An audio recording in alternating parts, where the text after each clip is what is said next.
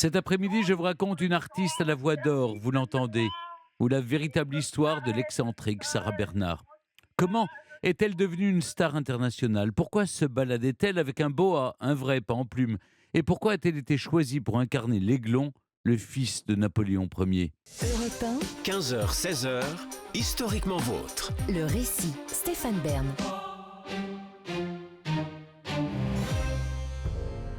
Nous sommes au début des années 1880. Le monde du théâtre est en deuil. La grande Sarah Bernard est morte. L'une des meilleures, peut-être même la meilleure actrice de cette fin du 19e siècle. Elle a tiré sa révérence. C'est en tout cas ce que laisse penser une photographie qui circule en France.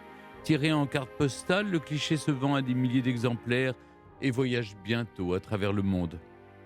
Sur la photographie, on peut y voir la comédienne étendue dans un cercueil, vêtue d'une longue chemise blanche, les yeux clos, les mains croisées sur sa poitrine, entourée de fleurs. Autant dire que tout porte à croire que la divine, c'est comme ça qu'on la surnomme, est passée de vie à trépas. Eh bien, en réalité, quelques minutes seulement après que le photographe a immortalisé l'instant, Sarah Bernard a ouvert les yeux, s'est levée doucement avant de sortir, une jambe après l'autre, de son cercueil. Un miracle, pensez-vous? Point du tout. La demoiselle se portait comme un charme. C'est elle qui a demandé à Achille Mélandry de venir chez elle pour la photographier dans son cercueil. Car oui, aussi étonnant que cela puisse paraître, la comédienne a un cercueil. Assez chic d'ailleurs. Il est fait de bois de rose et capitonné de satin blanc. Elle l'aurait demandé à sa mère pour l'un de ses anniversaires et s'y installe dès que l'envie lui prend. Dans ses mémoires, publiées en 1907, Sarah Bernard dit s'y réfugier régulièrement pour apprendre ses rôles, avant de l'utiliser, pour reprendre ses mots, en tombeau de toutes les lettres d'amour qu'on lui adressait. Parfois, elle s'y endort à l'intérieur, les bras croisés, comme pour conjurer la mort qu'elle a si souvent jouée. Empoisonnée, égorgée, poignardée, c'est vrai que Sarah Bernard excelle dans l'art de mourir sur scène, aussi bien dans Phèdre de Racine que dans Hernani de Victor Hugo ou encore La Dame aux camélias d'Alexandre Dumas fils. Elle sait parfaitement révulser ses yeux de manière à ce que l'on ne voit que le blanc. Les gens sont tétanisés, ils y croient pour de vrai. La comédienne meurt si bien qu'elle s'en sert à chaque caprice. Pour obtenir ce qu'elle veut, on l'entend souvent répéter « Alors dans ce cas, j'arrête de mourir ». Mais y arriverait-elle? Rien n'est moins sûr, elle adore ça. Et sa passion pour le morbide ne s'arrête pas là. Sarah Bernard aime se rendre à des enterrements d'inconnus ou visiter des morgues. Elle vit avec un squelette et collectionne les crânes. Et son goût pour le morbide n'est pas le seul trait de caractère extravagant de cette fascinante actrice. La vie de Sarah Bernard est pleine de mystères, et cela dès sa naissance. Voit-elle le jour en septembre ou en octobre 1844 à Paris? Ou peut-être même l'année d'avant, ou celle d'après? En réalité, personne ne le sait. Son acte de naissance a brûlé dans l'incendie de l'hôtel de ville de Paris en 1871. Elle n'y est pour rien, évidemment, mais cela l'arrange bien de pouvoir mentir sur son âge et de se réinventer à souhait. Sa mère, Yule, une juive hollandaise, est une demi-mondaine, une poule, une cocotte, une prostituée, en quelque sorte. Mais attention, Yule n'est pas une courtisane de bas étage, ses clients sont de haut rang. Elle compte parmi les plus illustres de ses amants le compositeur Rossini ou bien l'écrivain Alexandre Dumas. Elle a aussi été la maîtresse de Monsieur de Morny, le duc qui est le demi-frère de Napoléon III. Un homme qui va compter dans la vie de Sarah. Et ce bien plus que son père dont on a longtemps ignoré l'identité. Il pourrait être un officier de marine ou bien un notable originaire du Havre, qui sait. Mais finalement, cela n'a aucune importance. Sarah aimerait rester auprès de sa mère, mais Yule l'a eue très jeune, à 16 ans, et elle ne peut pas garder sa fille si elle veut continuer à travailler. Sarah grandit donc loin de Paris. Elle est confiée à une nourrice en Bretagne. Mais il lui est difficile de rester en place. À 5 ans, elle tombe de sa chaise haute, tout droit dans la cheminée. La voilà toute roussie. Un peu de beurre et de crème, et les brûlures sont soulagées. À 9 ans, elle joue avec un cousin dans la campagne et décide de franchir d'un bond un large fossé. À la 1, à la 2, à la 3, elle s'élance et patatras. Sarah termine au fond du trou, les jambes râpées, les poignets cassés. Un autre jour, alors qu'elle séjourne chez sa tante Rosine, elle se jette par la fenêtre. Son petit corps s'élance dans le vide. À l'arrivée, on compte un bras et une rotule cassée. Ce geste, à la fois héroïque et désespéré, nécessite 2 ans de convalescence. Mais Sarah ne regrette rien. Elle peut retourner auprès de sa mère, mais pas pour longtemps, malheureusement. Yule l'envoie bien vite en pension à Auteuil, puis au couvent de Grandchamp à Versailles. Là-bas, on raconte qu'elle aurait découvert sa vocation pour le théâtre en jouant le rôle de l'ange Gabriel pour une pièce écrite en l'honneur de l'archevêque. Mais c'est le duc de Morny qui repère en elle un talent inné pour la comédie. Un soir, il l'emmène voir Britannicus, une pièce de Racine. Pour Sarah, c'est une révélation. C'est décidé, elle veut être actrice. Et pas une simple actrice, non, non, la plus grande actrice de tous les temps. Pour cela, il faut d'abord intégrer le prestigieux conservatoire. Au concours, la candidate Bernard se démarque en récitant un poème de Jean de La Fontaine. À la question « Aimez-vous le théâtre ?», elle regarde son interlocuteur droit dans les yeux et lui répond « Non, monsieur ». La provocation, Sarah Bernard a ça dans le sang. En 1860, elle a 16 ans quand elle entre, comme elle le souhaitait, au conservatoire, pour en ressortir quelques années plus tard avec le second prix de comédie. 2 ans plus tard, Sarah Bernard intègre ensuite la Comédie Française pour y faire un passage express. Car le soir du 15 janvier 1863, le Français organise une cérémonie en l'honneur de Molière. Les sociétaires défilent devant le buste du plus grand dramaturge de l'histoire de France. Sarah Bernard est venue avec sa petite sœur Régina. Mais voilà que Régina piétine par inadvertance la robe d'une sociétaire, une doyenne de la troupe. La vieille femme pousse violemment la jeune fille. En retour, Sarah lui décoche un soufflet devant une foule médusée. On lui demande de s'excuser. À la place, elle déchire son contrat. Oui, elle est comme ça, Sarah. Son caractère indomptable effraie les directeurs de théâtre. Alors, pour gagner sa croûte, elle fait comme sa mère et s'offre à de riches protecteurs. Cela n'a rien de choquant pour l'époque. Les mondes du théâtre et de la prostitution sont alors étroitement liés. De sa liaison avec un noble belge, Henri de Ligne, Sarah a un fils, Maurice. Elle l'aimera toute sa vie, peut-être même un peu trop. Elle l'élèvera comme un prince et cédera à tous ses caprices. En 1866, Sarah Bernard est engagée au théâtre de l'Odéon à Paris. C'est le 2e théâtre de la capitale, juste après celui qu'elle a fui.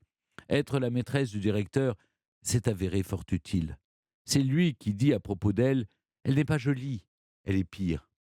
D'ailleurs, est-elle vraiment belle ? Pour sa mère, pas vraiment. Yule la surnomme depuis toujours la négresse blonde. Il faut dire que ses cheveux, d'un roux détonnant et flamboyant, sont impossibles à discipliner. Sa crinière est indomptable. Ils prennent presque plus de place que sa frêle silhouette. Sarah est maigre, très maigre, alors qu'à l'époque, on aime les femmes rondes. Alexandre Dumas suggère qu'elle ressemble à une éponge sur un manche à balai. Toute la force de Sarah Bernard, c'est de tirer un avantage de son physique, pas comme les autres. 3 ans plus tard, elle obtient son premier grand succès dans Le Passant, une pièce signée François Coppée. Elle joue le rôle d'un travesti androgyne et fait un tabac dans son juste au corps et ses culottes bouffantes. Le critique du temps, qui, précisons-le, c'est important, est aussi l'un de ses amants, est séduit. Il loue sur le papier son charme délicat et tendre. La pièce est jouée 140 fois à guichet fermé. À 25 ans, Sarah Bernard est désormais une comédienne reconnue. Et pas que dans la rue. Et sa carrière désormais lancée. Plus rien ne peut l'arrêter. Aux Tuileries, Sarah Bernard joue devant Napoléon III, qui lui offre une broche sertie de pierres précieuses. C'est une véritable consécration. Elle triomphe dans le rôle de la reine dans Ruy Blas de Victor Hugo. C'est d'ailleurs lui, le chef de file du romantisme, qui donne à celle qu'on appelle déjà la divine ou la scandaleuse, l'un de ses plus célèbres surnoms, la Voix d'Or. En cette fin du 19e siècle, Sarah Bernard est la coqueluche du tout Paris. Elle côtoie les plus grands. À l'époque, on dit qu'il y a 5 types d'actrices. Les mauvaises, les possibles, les bonnes, les excellentes et Sarah Bernard. Il faut dire qu'elle est magistrale dans Phèdre de Racine ou Hernani de Victor Hugo. Chacune de ces apparitions consacre un peu plus son génie. À son amie l'écrivaine George Sand, elle dit vouloir être la plus grande actrice du monde. Et elle est bien partie pour y arriver. À la belle époque, les étrangers viennent voir 2 choses à Paris, la Tour Eiffel et Sarah Bernard. Impossible de déplacer la première. La seconde, en revanche, peut parcourir le monde. En 1880, Sarah Bernard part donc en tournée magistrale aux États-Unis. Dans Ma double vie, son autobiographie, Sarah écrit « Voilà, j'ai une folle envie de voyager, de voir autre chose, de respirer un autre air, de voir des ciels moins bas que les nôtres, des arbres plus grands, autre chose enfin. » Mais elle n'est pas là que pour regarder le ciel. La Divine donne 256 représentations dans une cinquantaine de villes. New York, Boston, Baltimore, Philadelphie, Chicago, Cincinnati ou encore Washington. Mais on peut la voir aussi au fin fond de l'Ouest américain. Sarah Bernhardt parcourt des milliers de kilomètres pour se retrouver parfois au beau milieu de nulle part. Ce n'est pas dans un théâtre qu'elle se produit alors, mais dans un saloon ou même une tente installée au beau milieu d'un champ de maïs. L'actrice peut jouer partout et son arrivée passe rarement inaperçue. Quand elle débarque, les cow-boys tirent en l'air. Et oui, tout le monde la connaît. Sa notoriété a voyagé avant elle, même dans les coins les plus reculés. Qu'elle joue une reine d'Athènes dans Phèdre ou une courtisane parisienne dans Froufrou, le public n'en a que faire. En Amérique, on veut voir la star, c'est tout. Un jour, à sa grande surprise, tous ont quitté la salle avant la fin d'une représentation. Il faut dire qu'ils ne parlent pas un mot de français et ne comprennent donc rien à l'histoire. Dans ces conditions, tant pis s'ils n'ont pas la fin. Envers et contre tout, Sarah Bernhardt ne joue qu'en français. Elle accepte de jouer partout, même les conditions les plus difficiles, et arpente sans broncher des milliers de kilomètres. Mais s'il y a une chose que l'actrice n'acceptera jamais, c'est de voyager léger. Elle doit être à la hauteur de sa réputation. Quand on est une star, impossible de faire simple. Il en faut peu pour être heureux, pas quand on s'appelle Sarah Bernhardt. À son arrivée à New York, les employés du service des douanes manquent de tomber à la renverse. Ils font les gros yeux avant de s'arracher les cheveux. Il leur faut non pas 1 ni 2, mais bien 3 jours pour répertorier le contenu de ces malles. Il faut dire qu'elle en trimballe pas moins de 42, pour un poids qui avoisine les 8 tonnes. À l'intérieur, on trouve moult costumes, une centaine de paires de chaussures pour un total de 28 000 francs de droits de douane, environ 140 000 € actuels, qu'elle ne paiera pas évidemment. Dans ses mémoires, Sarah Bernhardt raconte qu'un train fut affrété spécialement pour elle, un pullman spécial contenant sa chambre, un salon dans lequel devait se trouver un piano, 4 lits pour son personnel et 2 cuisiniers pour lui faire la cuisine pendant la route. L'excentrique voyage avec ses chapeaux, ses chaussures, ses vêtements de ville, ses costumes de scène, mais aussi sa literie, ses oreillers, sa soie brodée, son argenterie. Les voyages de Sarah Bernhardt sont ainsi surnommés le Sarah Barnum. Et les voyages ne manquent pas. De la Russie à l'Australie, elle arpente les 5 continents. Jamais sa présence ne passe inaperçue. Si elle aime prendre le large, elle aime encore plus faire des vagues. À Copenhague, Sarah Bernhardt est invitée à un dîner de gala par le baron Magnus, ministre de Prusse. Fervente patriote, Sarah ne peut s'empêcher de penser à la défaite de 1870 et à la perte de l'Alsace et de la Lorraine. Quand le baron lève son verre à la France et à ses artistes, la voilà ni une ni deux qui réplique « Soit, buvons à la France, mais à la France tout entière ». Son interlocuteur reste sans voix et rebelote en Allemagne en 1902. La comédienne avait toujours refusé de s'y rendre, mais pour jouer l'Aiglon, elle a sauté sur l'occasion de prendre une nouvelle fois sa revanche. Car la pièce d'Edmond Rostand est bourrée de tirades anti-prussiennes. À 55 ans, Sarah Bernhardt joue le rôle d'un homme, oui, et pas n'importe lequel, le fils de Napoléon, âgé de 21 ans. Quoi qu'on en pense, elle resplendit dans un beau costume militaire blanc et loue la grandeur de la France. Un soir, après la représentation, elle demande même à l'orchestre de jouer la Marseillaise. Ce que Sarah veut, Sarah l'obtient. Et elle amasse aussi, grâce à ses tournées, une immense fortune. Sarah Bernhardt est payée 5 000 francs or par représentation, soit l'équivalent de 20 000 € d'aujourd'hui. À l'époque, c'est du jamais vu. On estime qu'au cours de sa carrière, elle aurait gagné un total de 45 millions de francs or, soit plus de 200 millions d'euros. Et parce que son succès est phénoménal, son impresario a une idée. Que son nom fasse vendre, son nom seul, pas sa prestation. C'est révolutionnaire. Sur divers supports, affiches, tracts ou encarts de journaux, le nom de Sarah Bernhardt est lié à des confiseries et même des articles pour dames. C'est grâce à la presse, mais surtout à la photographie et aux cartes postales, que son image circule à travers le monde. Sarah Bernhardt se fait immortaliser par les plus grands. En France, c'est Nadar.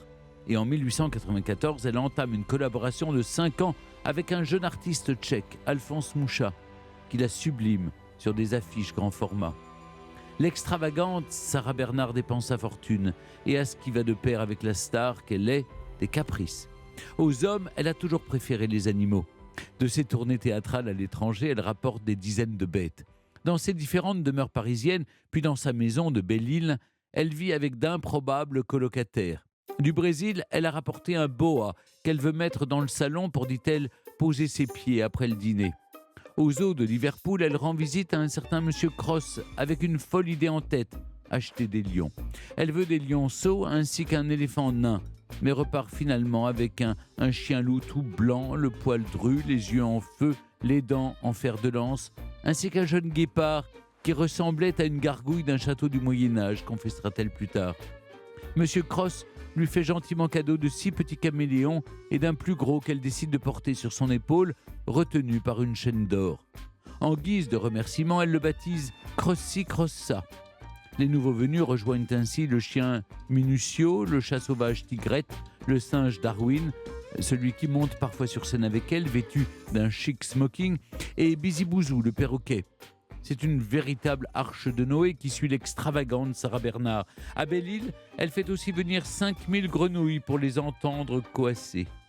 Il y a aussi ces 2 alligators, mais malheur, le premier mange Hamlet, son fox terrier. Elle l'abat alors d'un coup de fusil. Le deuxième, qu'elle baptise Ali Gaga, la suit partout, jusque dans son lit. Mais l'animal mène le même train de vie que sa maîtresse et meurt d'une indigestion de lait et de champagne. On raconte même qu'elle aurait voulu se faire greffer une queue de tigre en bas des reins et qu'il s'était trouvé même un chirurgien pour se charger de l'opération, moyennant une assez grosse somme payable d'avance, raconte son ami le compositeur Reynaldo Hahn. Il aura fallu que les amis de Sarah, alarmés par cette nouvelle folie, interviennent catégoriquement auprès de ce misérable. Et elle finit enfin par renoncer à sa lubie. Mais lors d'un déjeuner avec Reynaldo Hahn, Sarah Bernard semble regretter de ne pas l'avoir fait. « C'est vrai, explique-t-elle, ça m'aurait tant amusé. À certains moments, je l'aurais laissé traîner tranquillement sous ma robe et au contraire, dans les moments de colère ou de gaieté, je l'aurais relevé fièrement et elle aurait retroussé ma traîne comme une épée. Au fond, j'ai été stupide de me laisser dissuader. » Sarah Bernard aime tous les animaux, même les plus angoissants comme les chauves-souris. Il faut dire que la comédienne a une passion pour le morbide. Elle porte un crâne humain baptisé Sophie attaché à sa ceinture et vit avec un squelette qui répond pas au nom de Lazare. Elle visite régulièrement des morgues et se rend à des enterrements d'inconnus. Comme je vous le disais tout à l'heure, elle dort même dans un cercueil. Ce goût bizarre pour le morbide lui vient de son enfance. La petite Sarah était de santé fragile, si fragile que les médecins lui donnaient peu de temps à vivre. Chaque année, le diagnostic était le même, elle ne passera pas l'hiver. Mais chaque année, l'enfant survivait. Cherche-t-elle à conjurer sa peur de mourir? Sur scène, en tout cas, c'est ce qu'elle préfère, mourir. Elle le fait à merveille. Sarah Bernard interprète ainsi successivement sur scène des rôles tirés de diverses pièces. Phèdre de Racine, Donia Sol de Silva, l'héroïne d'Hernani de Victor Hugo, Marguerite, le rôle-titre de la Dame aux camélias d'Alexandre Dumas fils, dans lesquels elle rend l'âme empoisonnée, égorgée, poignardée. Quand elle joue Phèdre, elle syncope et crache du sang. Oui, c'est la tuberculose. Elle a contracté la maladie dans sa jeunesse. Sarah meurt si bien sur scène que lorsqu'elle fait un caprice, elle n'hésite pas à s'en servir pour faire du chantage. « Si vous ne faites pas ce que je veux, j'arrête de mourir », répète souvent la star. Alors, je vous le répète aussi. J'arrête de mourir, dit Sarah Bernard quand elle fait un caprice. Mais en réalité, rien ne l'arrête. Vous connaissez sa devise ?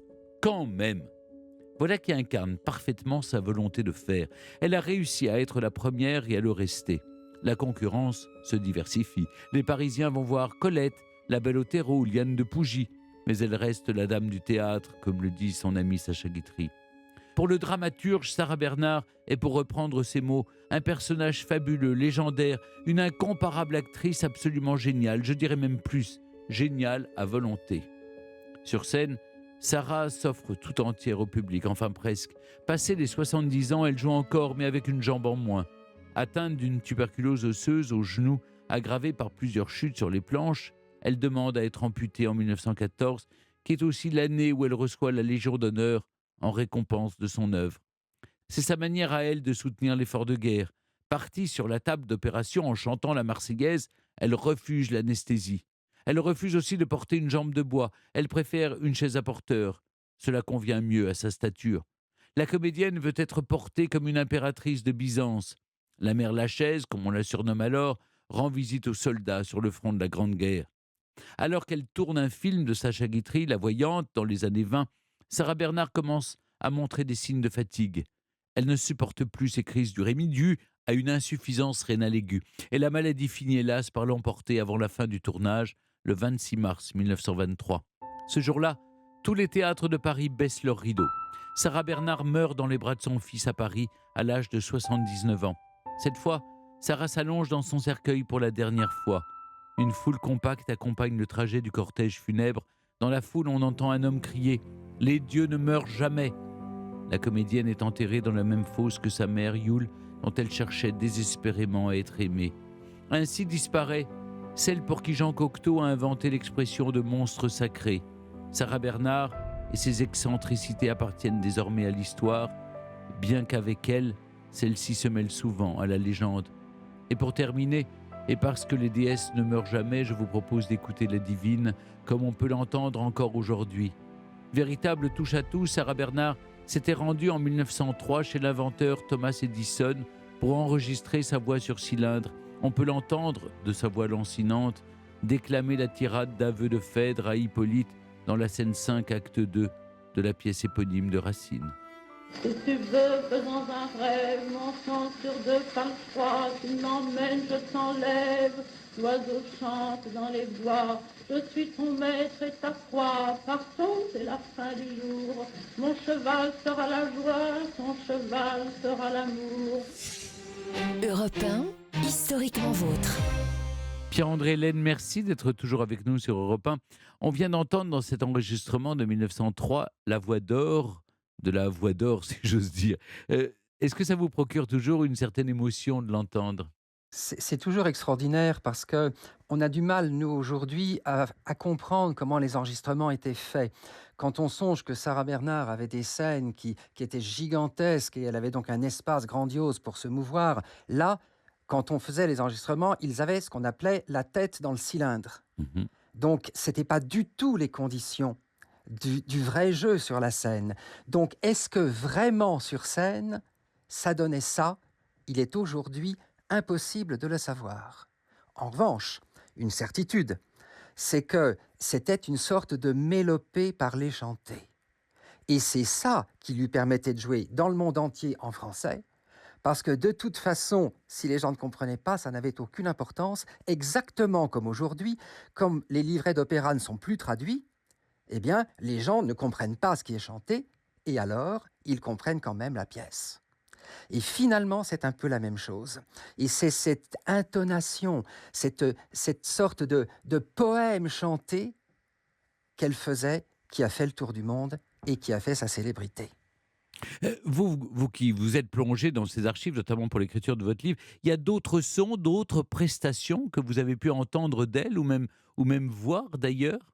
Elle a fait également du cinéma. Donc, à la fin de sa vie, elle a tourné plusieurs films. Et c'est ça, évidemment, qui est le parallèle avec les enregistrements que nous avons aujourd'hui. Mais malheureusement, il n'y a pas de film allant avec les enregistrements. C'est-à-dire qu'on a des films muets où on a les enregistrements sur les cylindres. Mais on ne peut pas les joindre, hélas. Mais quand on la voit, c'est une gestuelle qui est extraordinaire. C'est d'ailleurs la raison pour laquelle Edmond Rostand l'avait surnommée l'impératrice du geste. Et en ajoutant et les gestes qui étaient grandioses et cette mélopée parlée chantée, les gens comprenaient tout sans comprendre un seul mot. Au-delà des enregistrements, il y a de nombreux objets, on en parlait de Sarah Bernard, et que vous possédez.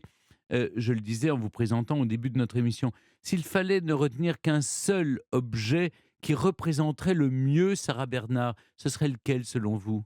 Alors, j'ai un faible tout particulier pour le bandeau de tête qu'elle portait dans Cléopâtre au moment où elle mourait, c'est-à-dire au moment où elle était mordue par la spique. Elle avait ce fantastique bandeau qui fait donc le tour de la tête et sur une dizaine de centimètres de hauteur. Alors, en pierre semi-précieuse, parce que ce sont bien entendu des bijoux de scène, ce sont des bijoux de théâtre, mais elle l'avait juste au-dessus des yeux, à l'instant précis où elle révulsait les yeux pour mourir. Parce que je rappelle que c'est ça qui a fait déplacer la planète. C'était de la voir, les yeux montaient, disparaissaient complètement, on ne voyait plus que du blanc. Et ce bandeau de tête, il était à 3 mm des yeux qui disparaissaient. Et je trouve ça extraordinairement émouvant. Pierre-André Hélène, dans votre livre Sarah Bernard, l'influenceuse de la belle époque ou l'imaginaire du mensonge, vous expliquez à quel point la tragédienne a élaboré la mise en scène de sa propre vie. Tout chez elle était savamment orchestré pour qu'on ne parle que d'une seule et même chose, elle-même. De son vivant comme à sa mort, on peut dire que c'est un pari réussi. C'est au-delà de la réussite, c'est un triomphe romain. Puisque, en effet, elle a réussi du début jusqu'à la fin à traverser les 5 continents. Il n'y a guère qu'en Chine qu'elle n'ait pas joué, au Japon non plus, mais elle a même joué à Hawaï, vous savez, à Honolulu. Elle a traversé la planète et elle utilisait les disgrâces comme les bonheurs pour en faire des contes de fées.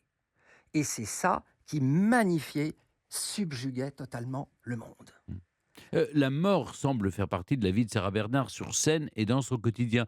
Est-ce que, comme je l'ai raconté, le fait qu'on lui donnait peu de temps à vivre, chaque année il y avait toujours cette idée qu'elle ne passerait pas l'hiver, ça lui a donné l'envie d'en jouer? Oui, à l'évidence. Elle a toujours voulu, et dans sa devise quand même, on le reprend extrêmement bien, on le comprend parfaitement, elle a toujours voulu prouver que autour d'elle, on se trompait et qu'elle réussirait.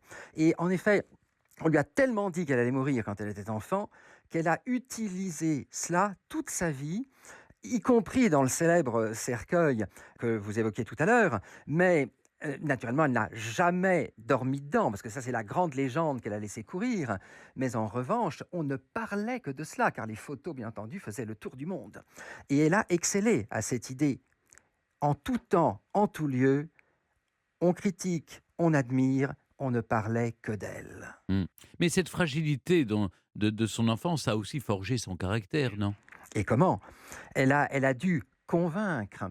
De toute façon, depuis le conservatoire où elle avait passé avec les 2 pigeons de La Fontaine, et c'est, dit-on, la seule personnalité du conservatoire à avoir fait une chose pareille, jusqu'à sa mort qu'elle a calculée, car je rappelle que la veille de sa mort, elle a fait venir Vertès, qui était un remarquable illustrateur des années 20, en lui disant: mon petit Vertès, tu vas t'arranger pour me représenter morte sur mon lit de mort, sur ce papier. Elle a pris le papier, elle l'a signé. Et quand on voit la lithographie aujourd'hui, on a l'impression qu'elle est revenue pour signer. Même à travers sa propre mort, elle l'a mis en scène. Donc toute la vie était comme ça. Mais justement, cette passion pour le morbide, c'était une pure excentricité ou un goût calculé du scandale et des coups d'éclat? Je dirais les 2, voire même les 3. Car le troisième, au-delà de l'excentricité du scandale, était le goût de l'époque. Car rappelons que la passion pour la mort, elle est partout à l'époque.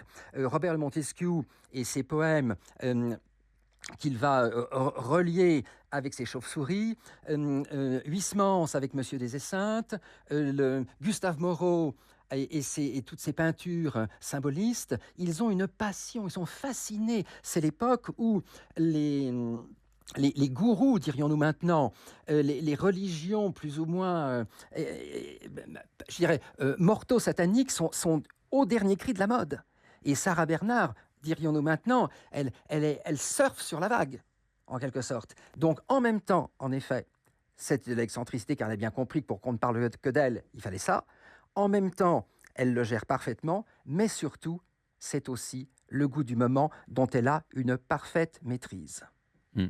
Mais ce qui est ambigu, c'est qu'il semble bien qu'on se souvienne davantage de ses excentricités, de ses animaux, dont vous rappelez l'immense passion, ses tenues, que de ses rôles finalement. Est-ce qu'elle ne s'est pas laissée prendre à son propre jeu?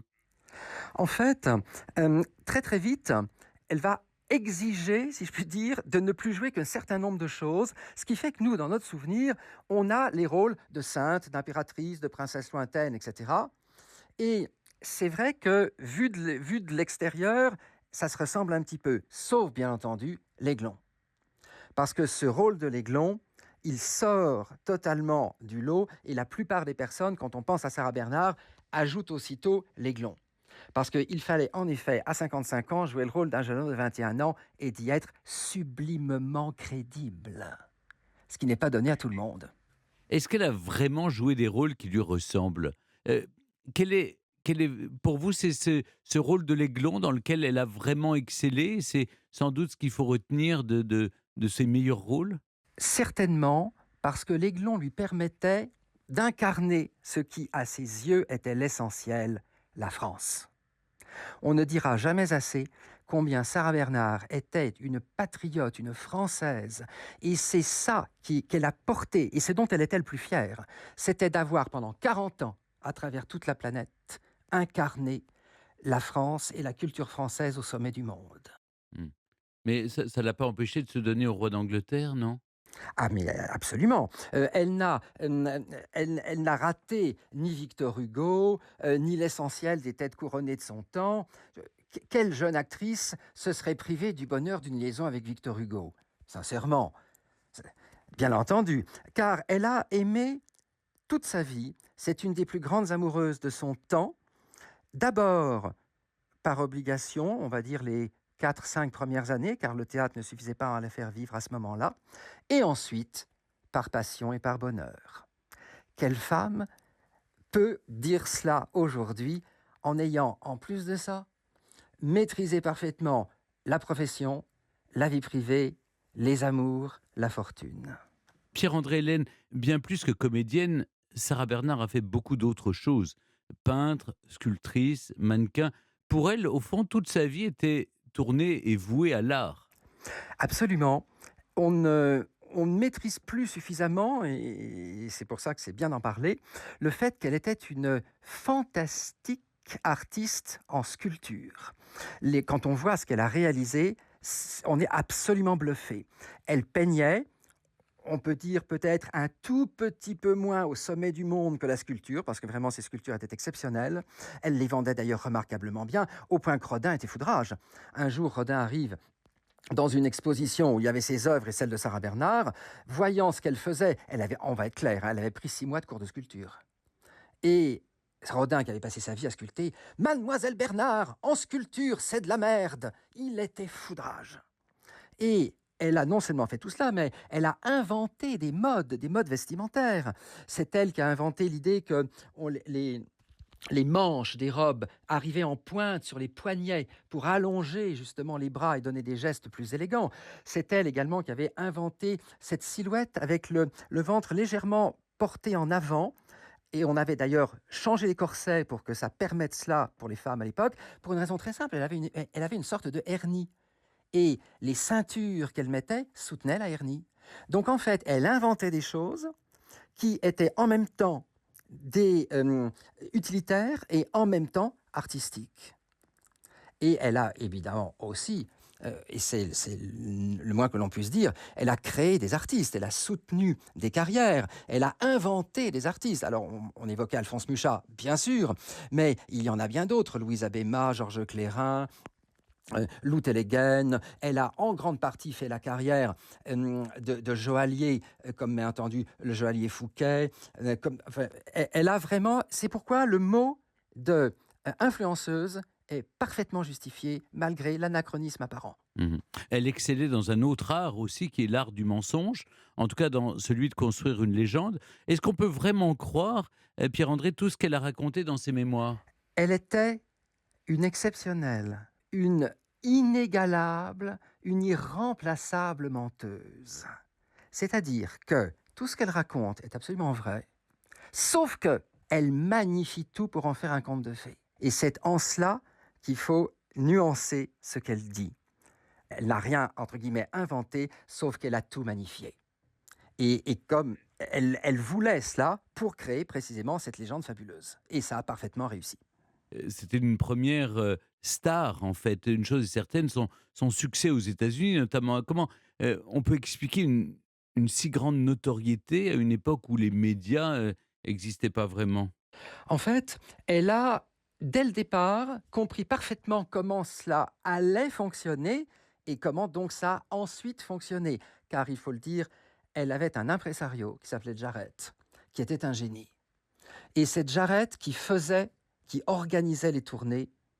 Et naturellement, elle, quand elle arrivait, c'était l'incarnation totale de la star, je le dis toujours, pour arriver à la cheville, si j'ose dire, de Sarah Bernhardt aujourd'hui, il faudrait Madonna, Lady Gaga, Beyoncé, Rihanna et Michael Jackson réunis. Et les 5 n'arriveraient pas à la cheville de ce qu'elle a fait il y a plus de 100 ans.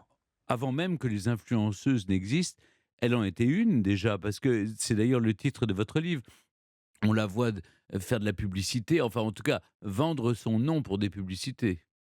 Non seulement elle vend son nom pour des publicités, mais ça touche des domaines absolument insensés. Parce que certes, il y a la poudre de riz, certes, il y a les célébrissimes histoires des corsets à Boston, où elle s'était laissée avoir. C'est comme ça qu'elle a compris l'intérêt de la publicité. Un monsieur lui dit, voilà madame, voulez-vous poser pour moi sur ma baleine? En effet, alors elle n'avait jamais vu de baleine, alors elle y va, elle monte dessus comme Louis XIV à Versailles avec sa canne. Elle prend le harpon avec lequel ils avaient pris la baleine, et voilà, elle pose, elle comprend pas, elle est toute contente, et le lendemain, dans toutes les rues de Boston, acheter le corset, la baleine, le corset de Sarah Bernhardt. Elle est folle de rage, sauf qu'elle a compris. Et elle va décliner ça sur, je vous dis, les poudres de riz, les stylos Onoto, elle va, l'absinthe terminus, tout y passe, y compris, chose incroyable, pour une femme à laquelle on coupera en effet la jambe droite au-dessus du genou en 1915, elle va même faire de la promotion pour des jupes culottes pour faire du vélo. Il faut aller quand même oser. Pour terminer, parce qu'elle était voyageuse, affirmée, indépendante financièrement et sentimentalement. En un temps, vous le rappelez dans votre livre, où presque toutes les femmes dépendent d'un mari, est-ce qu'on peut dire que Sarah Bernhardt a ouvert la voie à d'autres artistes féministes ou féminines? Est-ce qu'en quelque sorte, elle est féministe?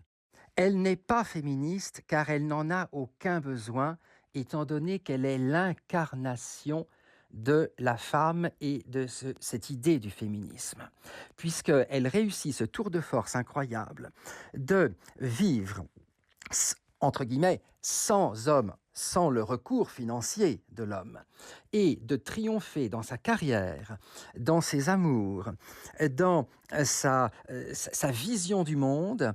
Et quelle femme aujourd'hui n'a pas envie de cela, et combien y réussissent? Et c'est en cela qu'elle a ouvert la voie. Je ne dirais pas qu'il y a une telle ou une telle. Je dirais que globalement, Sarah Bernhardt a fait comprendre au monde entier que la femme, et je le précise à nouveau, la femme française, à l'époque, était capable de tout. Merci beaucoup, Pierre-André Hélène, de nous avoir accompagnés cet après-midi dans Historiquement Vôtre pour retracer la véritable histoire de Sarah Bernhardt. Je rappelle l'ouvrage que vous lui consacrez, Sarah Bernhardt, l'influenceuse de la Belle Époque ou l'imaginaire du mensonge, aux presses Sorbonne Nouvelle. Merci beaucoup. Merci. Historiquement Vôtre sur Europe 1 et en podcast sur europe1.fr.